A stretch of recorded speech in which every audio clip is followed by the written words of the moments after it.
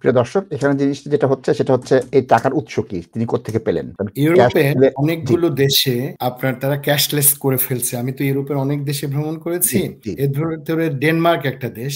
আপনি কিন্তু ওখানে ক্যাশ ব্যবহার করা খুব ডিফিকাল্ট হয়ে দাঁড়ায়। যেই ব্যক্তি টাকা anti money laundering act comply করে এএমএল যেটা বলা হয় দিতে পারবে না, তিনি দিতে পারবেন না।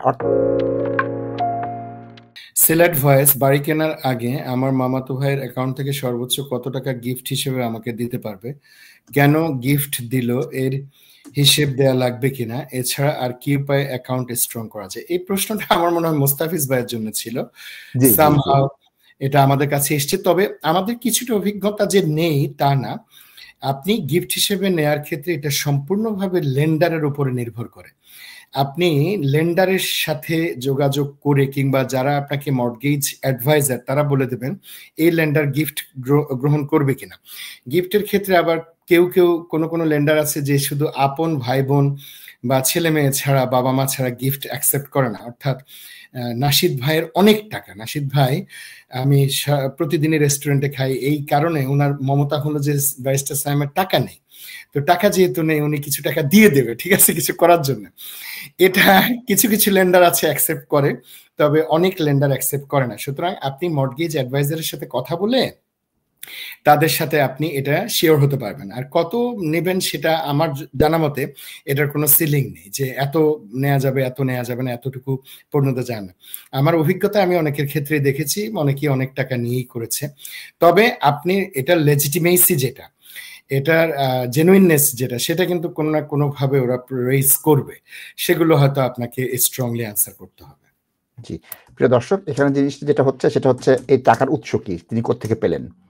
যেই ব্যক্তি টাকা anti money laundering act comply করে এএমএল যেটা বলা হয় দিতে পারবে না, তিনি দিতে পারবেন না। অর্থাৎ দেখা যাচ্ছে ব্যারিস্টার সায়েম ২০০,০০০ পাউন্ডের ট্যাক্স দিয়েছেন। ওনার উদ্বৃত্ত হিসাবে ওনার কাছে ১৫০,০০০ পাউন্ড আছে। ওখান থেকে উনি দিতে পারবেন। কিন্তু এটা দেয়ার কিন্তু শেষ কথা না। ওনার কিন্তু ট্যাক্স দিতে হবে আপনাকে গিফট করলে। আমরা একটু চলে যাই। ব্যারিস্টার সায়েম আপনাকে ৫০,০০০ পাউন্ড দিলেন। তাকে কত ট্যাক্স দিতে হবে? একটু চলে যাই আমরা। আমরা সরকারি ওয়েবসাইটে চলে যাই। যে ট্যাক্সটা এখানে কিভাবে ক্যালকুলেট করবে? আমি চলে গিফটে। এই গিফট কি মানি হিসেবে দিতে পারবেন, যে কোনো কিছু গিফট দিতে পারবেন। এই জিনিসটা আমি প্রথমটায় থাকলাম, মানি হিসাবে আমি গিফট দিতে পারবো। সুতরাং আমি গিফট কিভাবে দিব?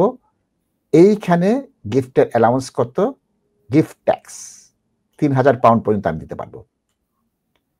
এপ্রিল টু এপ্রিল, ৫ এপ্রিল থেকে ৬ এপ্রিল ৩,০০০ পাউন্ডের বেশি দিলে আমার সেখানে গিফট ট্যাক্স দিতে হবে।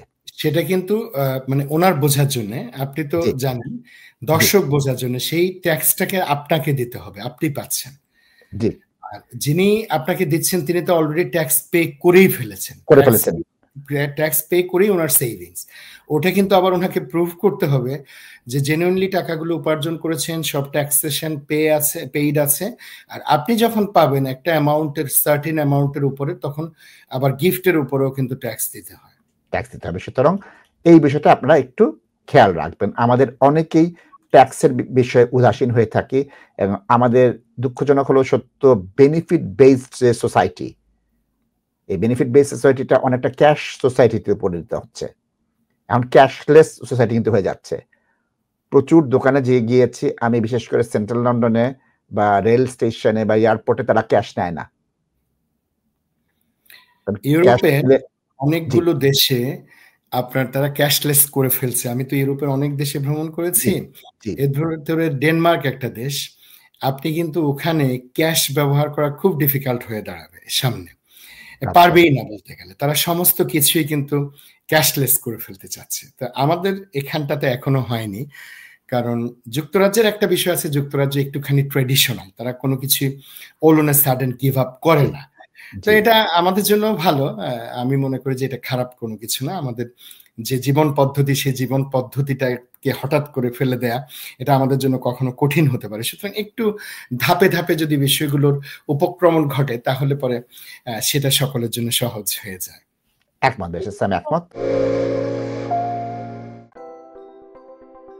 Are you investing in property or looking to buy your first home? Beneco Financial Services offers straightforward mortgage advice, given freely and without obligations with a dedicated team of highly qualified and experienced mortgage advisors. Whether you are a first-time buyer or an experienced landlord, we have the right mortgage solution for you. Residential mortgage, limited company mortgage, buy-to-let mortgage, commercial mortgage, Islamic mortgage, bridging finance. To book your free consultation meeting, call us today on 0208 050 2478.